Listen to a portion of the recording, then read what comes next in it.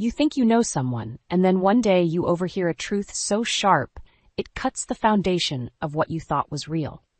That's what happened to me on a sunny Saturday afternoon in June, at what should have been a joyful family gathering to celebrate my brother Derek's engagement to his girlfriend Elise. I arrived at my parents' house around noon, a bottle of champagne in hand. Derek greeted me at the door with a huge smile. "Marla, you made it." We hugged, and I followed him inside, where a few relatives were already mingling in the living room. I scanned the room for Elise and spotted her in the kitchen with my mom. "I'll be right back. Just going to put this in the fridge," I told Derek, heading to the kitchen. As I approached, I overheard Elise's voice, low and mocking. "And did you see that tacky ring he got me? I mean, you'd think with all his supposed success he could afford something halfway decent. But hey, once we're married, it's just a matter of time before I have access to the real money." I froze in the doorway, my stomach dropping. I couldn't believe what I was hearing. Elise, the woman my brother was about to marry, was only after his money? I ducked back out of view before they noticed me, my mind reeling. "Marla, there you are." Derek appeared beside me, startling me. "Ready to get this party started?" I forced a smile onto my face. "You bet. Let's celebrate." The next few hours crawled by in a haze. I watched Elise mingle and laugh, playing the part of the blushing bride-to-be, while an icy fist clenched tighter and tighter in my gut. I couldn't stand seeing her with her arm looped through Derek's, flashing her ring and gushing about wedding plans, knowing it was all fake. As the party wound down and guests started to leave, I pulled Derek aside. "Hey, can we talk for a sec, privately?" "Sure, what's up?" He followed me out to the back patio. I took a deep breath. "Derek, I overheard something today. Something Elise said. I think she might be using you for your money." Derek's brow furrowed. "What? That's ridiculous. Elise loves me. She would never do that." "I know it sounds crazy, but I heard her myself. She was making fun of your engagement ring and talking about getting access to your money once you're married." No way. You must have misunderstood." Derek shook his head, looking at me like I'd lost my mind. "Elise is the most genuine, caring person I know. I can't believe you'd even suggest that." "I'm just trying to look out for you," I pleaded. "I know what I heard." "I think you're just jealous," he snapped. "You've always had to be the center of attention, and now that I'm happy, you can't stand it. I'm not going to let you ruin this for me." With that, he turned and stormed back inside, leaving me alone on the patio, stunned and hurt. I couldn't believe he didn't trust me. But I knew deep in my bones that I was right about Elise, and I wasn't going to rest until I could prove it, no matter what it took. I had to save my brother from that gold-digging viper masquerading as the perfect fiancée. This was only the beginning. I steeled myself for the battle ahead as I headed back inside to say my goodbyes, already forming a plan. After the disastrous confrontation with Derek at the engagement party, I spent a sleepless night tossing and turning, Elise's mocking words echoing in my head. I couldn't shake the feeling that my brother was walking blindly into a trap, and it was up to me to save him. The next morning, I called up my old friend Jenna, who worked as a private investigator. "Jenna, I need your help. It's about Derek's fiancée, Elise. I think she's bad news." "Okay, slow down," Jenna said. "What makes you think that?" I recounted what I'd overheard at the party. "I tried to warn Derek, but he wouldn't listen. He thinks I'm just jealous. But I know what I heard, Jenna. She's using him." "All right, I'll see what I can dig up. Give me a few days." True to her word, Jenna called me back 3 days later. "Marla, I think you're onto something. I did some digging into Elise's background, and let's just say her past is shadier than a palm tree in July." "What did you find?" I asked, my heart pounding. "Seems like our girl Elise has a history of latching on to wealthy men, bleeding them dry, then moving on to the next target. She's got a trail of broken hearts and empty bank accounts in her wake." "I knew it." I felt a surge of vindication, quickly followed by a chill of fear for my brother. "Jenna, I need hard evidence to convince Derek. Can you put together a report?" "Already on it. I'll email it to you by tonight." Armed with Jenna's dossier, I called Derek and asked to meet for coffee the next day. He agreed, albeit reluctantly. We met at a quiet cafe near his office. I slid the folder across the table to him. Derek, I know you think I'm just being a jealous sister, but please, hear me out. Jenna did some digging on Elise, and it's not good. Derek's jaw clenched as he flipped through the pages, his eyes scanning the damning evidence. Bank statements, court records, testimonials from jilted exes. It painted a clear picture of Elise as a manipulative, gold-digging con artist. This can't be real, Derek muttered, but I could see the doubt creeping into his eyes. I'm so sorry, Derek. I know this must be hard to see, but you had to know the truth about her. He slammed the folder shut. I need to think, he said abruptly, standing up. Don't tell anyone about this, okay? I need to figure out what to do. I watched him go, feeling a mix of relief and apprehension. I knew I'd done the right thing, but I also knew this was far from over. 2 days later, I got a text from Derek. You were right. Confronted Elise. Wedding's off. I owe you an apology. I breathed a sigh of relief, but it was short-lived. That evening, I got a call from an unknown number. You think you're so clever, don't you? Elise's voice was cold with fury. You just couldn't keep your nose out of it. Derek deserved to know the truth about you, I shot back. You're nothing but a lying, manipulative... Shut up, she hissed. You have no idea who you're messing with, you pathetic busybody. I have powerful friends, and I'll make you regret the day you crossed me. This isn't over. The line went dead, and I sat frozen, my heart racing. What had I gotten myself into? But I couldn't back down now. I had to see this through, for Derek's sake. Elise wanted a fight? Bring it on. Elise's threat hung over me like a dark cloud in the days that followed. I jumped at every unfamiliar noise, checked over my shoulder constantly, and had trouble sleeping. But I tried to push through the fear and focus on being there for Derek. He was devastated by Elise's betrayal, but he put on a brave face. I just can't believe I was so blind, he said as we shared a somber drink at his place. Looking back, there were so many red flags. I feel like such a fool. She had us all fooled, I reassured him. The important thing is you found out the truth before it was too late. Derek managed a weak smile. Thanks to you. I'm sorry I didn't believe you at first. I should have known you'd always have my back. That's what family's for, I said, squeezing his hand. But even as I comforted Derek, I couldn't shake the feeling that Elise was out there somewhere, plotting her revenge. My fears were confirmed a week later when I got a call from Jenna. Marla, you need to be careful, she said urgently. I've been hearing whispers that Elise is on the warpath. She's been reaching out to some seriously shady characters, calling in favors. I think she's coming for you. A chill ran down my spine. What do I do, Jenna? Watch your back, upgrade your security system, and maybe consider getting out of town for a while, just until things blow over. But I couldn't just run and hide. Not when Derek was still picking up the pieces of his shattered life. He had thrown himself into planning an extravagant charity gala, saying he needed something to keep him busy and take his mind off Elise. I don't know, Derek, I said when he told me about it. Do you really think a big flashy event is a good idea right now? Maybe we should keep a low profile. Nonsense, he said with forced cheer. The show must go on. Besides, it's for a good cause. I could really use your help pulling it all together. I hesitated, thinking of Jenna's warning, but the pleading look in Derek's eyes won me over. All right. I'm in. Let's make this an event to remember. We threw ourselves into the preparations, and for a while, I was able to push thoughts of Elise and her threats to the back of my mind, but they came rushing back with a vengeance 2 days before the gala. I was at Derek's place, going over the final guest list, when his phone buzzed with an incoming text. He glanced at it and went pale. It's from Elise. My blood ran cold. What does it say? With shaking hands, he showed me the screen. Looks like you're going to have a full house at your little party. Shame if something were to happen to all those nice rich people. But I'm sure you've got great security, right? Hate for there to be any accidents. I felt sick. Derek, you have to cancel the gala. This is serious. She's threatening people's lives. He sank into a chair, head in his hands. I can't.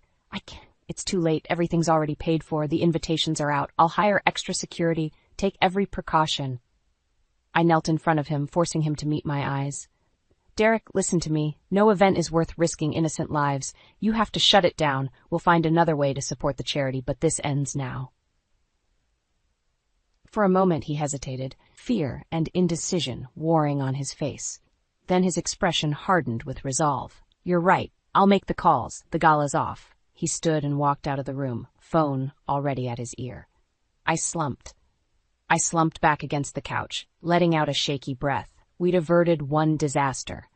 But I knew, deep in my bones, that this was only the beginning of Elise's revenge, and I had no idea just how far she would go. The fallout from canceling the gala was immediate and intense. Derek was bombarded with angry calls and emails from guests demanding explanations, vendors demanding compensation, and the charity expressing disappointment at the lost funding. He handled it all with grim determination, apologizing profusely and absorbing the financial hits, but I could see the toll it was taking on him. "I'm sorry, Derek," I said for the 100th time as we sat in his living room, surrounded by the detritus of the cancelled event. Unused invitations, seating charts, catering menus. "I know how much this meant to you." He shook his head warily. "It's not your fault, Marla. You were right to insist on canceling. I just wish—" He trailed off, his eyes distant. I understood. He wished he'd never met Elise, never fallen for her lies, wished he could go back to his life before she'd poisoned it.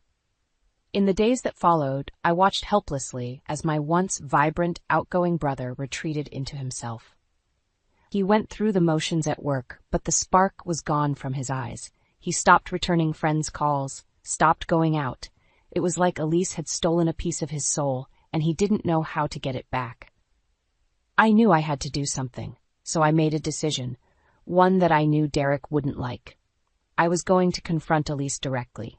Using the information Jenna had gathered, I tracked Elise down to a high-end spa on the outskirts of town. I staked out the parking lot, and when I saw her emerging, I stepped out of my car and blocked her path.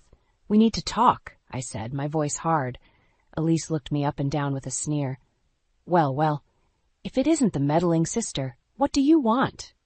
"I want you to leave my brother alone. Stop threatening him. Stop trying to ruin his life. Just walk away."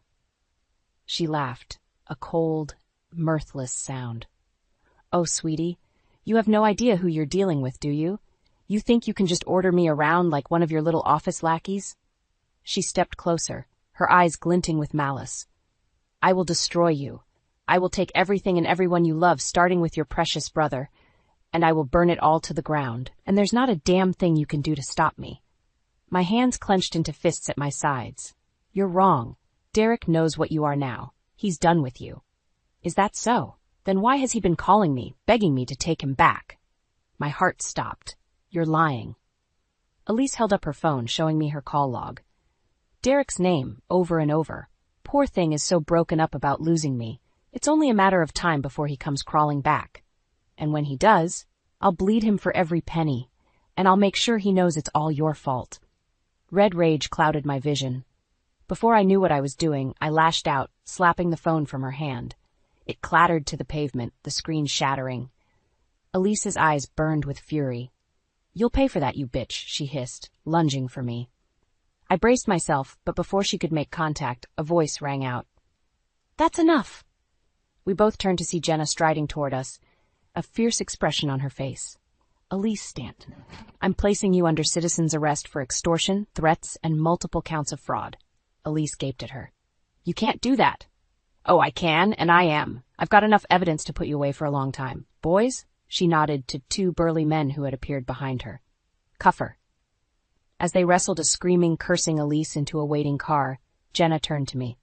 "You okay?" I let out a shaky breath. "I will be. Thank you, Jenna, for everything." She hugged me. "That's what friends are for. It's over, Marla. She can't hurt you or Derek anymore."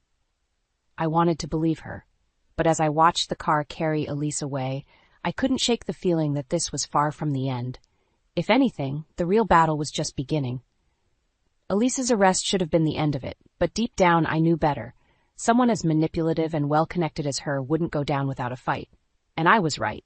Less than 24 hours after Jenna had taken her into custody, I got a call. "She's out," Jenna said without preamble. Somehow made bail. My blood turned to ice in my veins. "How is that possible? I thought you said the evidence against her was airtight." "It is," Jenna said grimly. "But seems she's got friends in high places. Some hotshot lawyer swooped in, greased some palms. I'm sorry, Marla. I thought we had her. I took a deep, steadying breath. It's not your fault, Jenna. You did everything you could. This just means we have to be extra careful. She'll be coming for us now. For me. I hung up and immediately called Derek, warning him about Elise's release and pleading with him to be cautious and alert. He was shaken but resolute. We won't let her terrorize us anymore, he vowed. It's time we put an end to this, once and for all. Easier said than done. Over the next few days, Elise's campaign of harassment and intimidation kicked into high gear. I received threatening messages. My car was vandalized, and I could swear I was being followed everywhere I went. Derek experienced similar incidents. Slashed tires, ominous packages left on his doorstep. It was psychological warfare, designed to make us feel vulnerable and afraid in our own lives. But we weren't about to back down. With Jenna's help, we started gathering even more evidence against Elise. Records of her past cons, testimonies from her previous marks, anything that would help ensure a conviction and a long sentence. It was risky, poking the hornet's nest, but we were determined to build an unassailable case. All the while, I was looking over my shoulder, jumping at shadows. The worst part was not knowing when or how Elise would strike. The anticipation was its own kind of torture. It all came to a head a week later. Derek called me, his voice tight with barely controlled panic. Marla, she's here. Elise, she's in my apartment. My heart seized. What? How? Derek, get out of there now. I'm calling the police. No police. She says if we involve the authorities, she'll hurt Mom and Dad. Marla, I don't know what to do. Stay calm, I said, though I was anything but calm myself. I'm on my way. Just keep her talking, okay? Don't let her do anything rash. I broke every speed limit racing to Derek's place, all the while trying to come up with a plan. By the time I burst through his door, my heart was hammering out of my chest. I found them in the living room, Derek white-faced and shaking, Elise cool and composed with a smug smile playing about her lips. Ah, Marla, so good of you to join us, she purred. Elise, I said evenly, fighting to keep my voice steady. You need to leave, now. She laughed. Oh, I don't think so. You see, Derek and I were just coming to an understanding, weren't we, darling?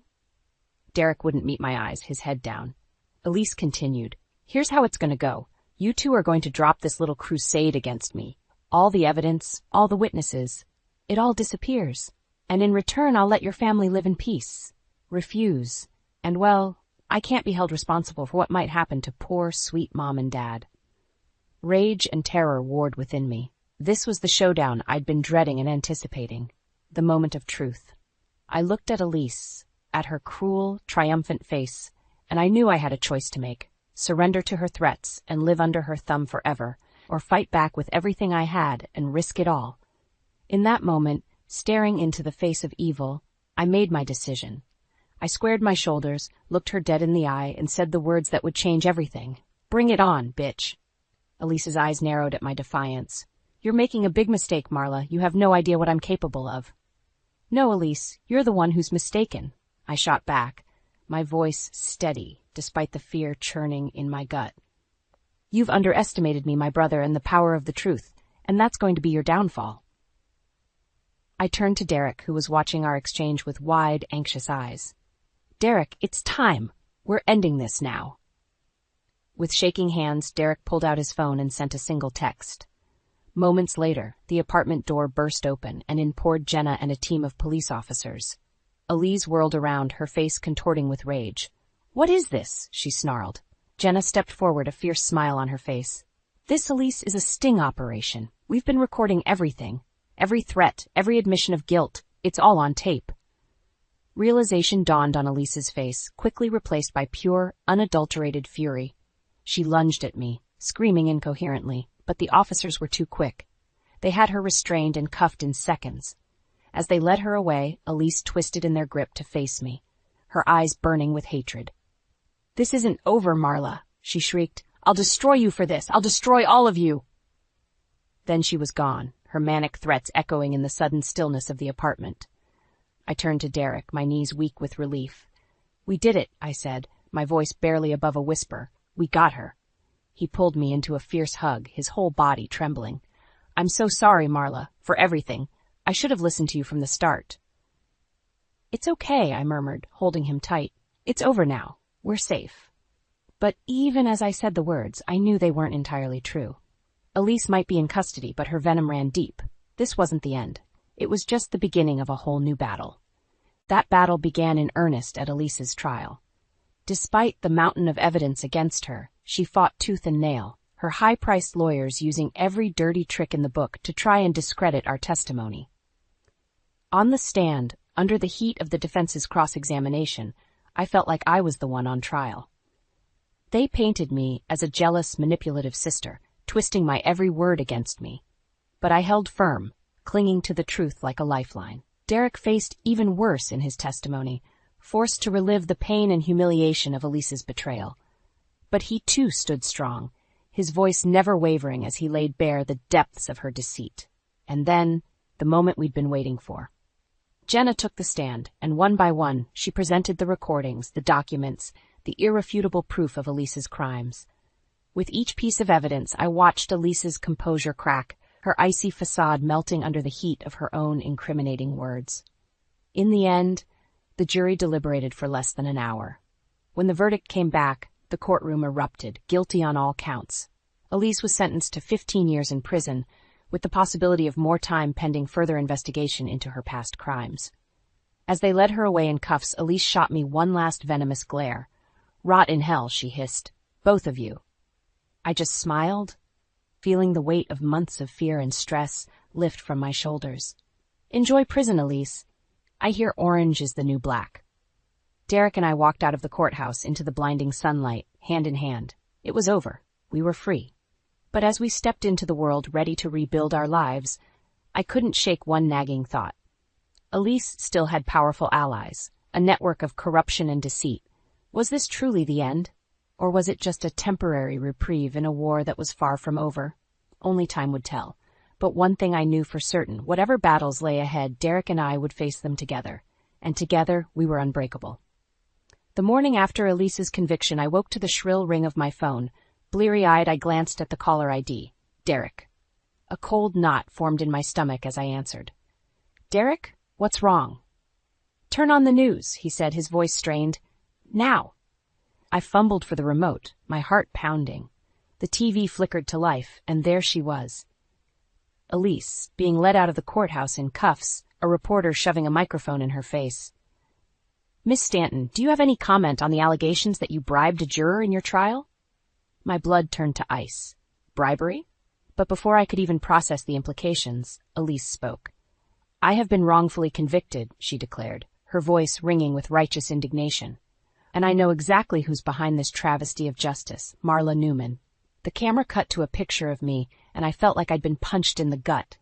What was she doing? "Marla was obsessed with me, jealous of my relationship with her brother," Elise continued, her eyes wild. "She orchestrated this entire thing to destroy me. She threatened me, blackmailed me, and now she's tampering with the jury to make sure I go down." "That's insane," I shouted at the screen. "She's lying." But the reporter was already running with it. Shocking allegations from the convicted con artist Elise Stanton.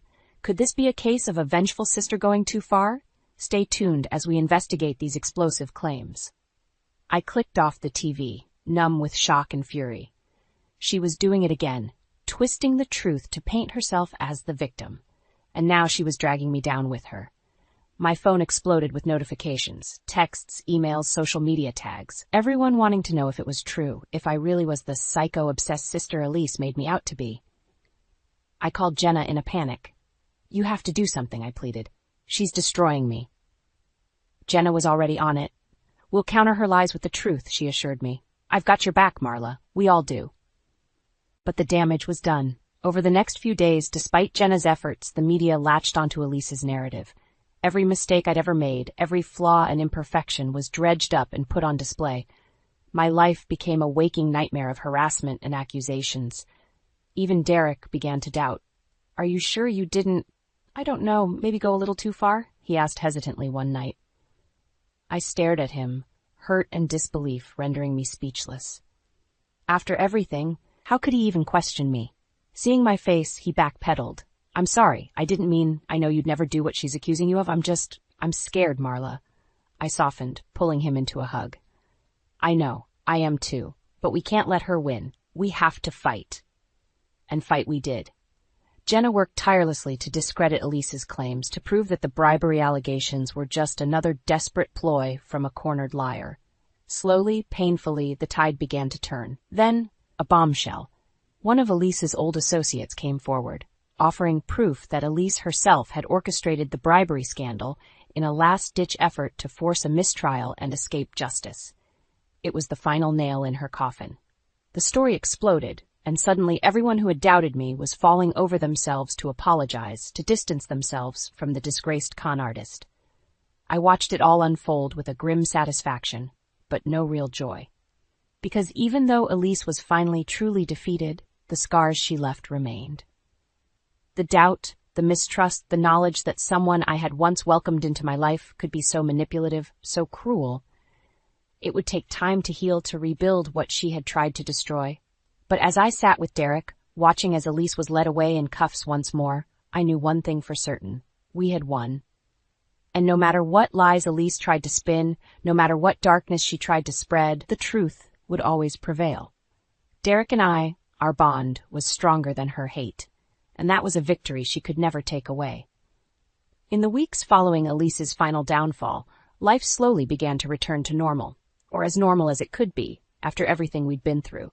Derek threw himself into his work, determined to rebuild his reputation and his life. I stood by his side, supporting him every step of the way. But Elise's shadow still lingered. Despite being behind bars, her venom continued to spread. Nasty rumors circulated online. Old associates of hers came out of the woodwork with sordid tales of her past. It seemed her network of deceit ran even deeper than we'd imagined. One day, I received a chilling email from an anonymous sender. "You think you've won, but you have no idea what's coming," it read. "Elise has friends in high places. Watch your back." I showed the message to Jenna, my hands shaking. "It never ends," I said, my voice breaking. "She's still tormenting us, even from prison." Jenna's face hardened with resolve. "We'll find out who sent this," she vowed, "and we'll make sure they face consequences, just like Elise." True to her word, Jenna launched an investigation, and what she uncovered was staggering. Elise's web of corruption extended far beyond what we'd ever imagined. Crooked lawyers, dirty cops, even a judge or two in her pocket.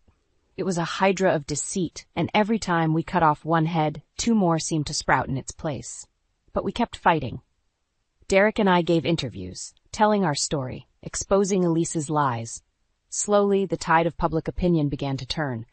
Elise's empire crumbled, her allies scattering like rats from a sinking ship. Finally, the day of reckoning came. Elise and her co-conspirators were brought up on a slew of new charges: racketeering, obstruction of justice, witness tampering. It was the trial of the century, and Derek and I were the star witnesses. On the stand, facing Elise once more, I felt a strange calm settle over me. She glared at me, her eyes full of impotent rage, but I stared back unflinching. She had no power over me anymore. "Tell the court what happened, Marla," the prosecutor prompted. And I did. I told my story, our story, holding nothing back. I laid bare every manipulation, every cruel machination, and as I spoke, I watched Elise's face contort with fury, then fear, then finally defeat. The verdict was swift and unanimous. Guilty on all counts. Elise was sentenced to an additional 20 years, her allies receiving similarly harsh sentences. It was over. Really, truly over. As they led Elise out of the courtroom for the last time, she twisted in the officer's grip to face me. "I'll get out someday," she snarled. "And when I do, I'll come for you. I'll make you pay for this." I just smiled sadly. "No, Elise, you won't. You're going to spend the rest of your life in a cage, with nothing but your anger and your regrets for company, and that's a fate far worse than anything you could ever do to me." With that, I turned my back on her, walking out of the courthouse and into the sunlight. Derek was waiting for me, a tentative smile on his face. "Is it really over?" he asked. I took his hand, squeezing it tight. "It's over. She can't hurt us anymore. We're free." And as we walked away, hand in hand, I felt a lightness in my heart that I hadn't known in years. The nightmare was finally over. And while the scars would always remain, I knew that Derek and I would heal, together. We had each other. We had the truth.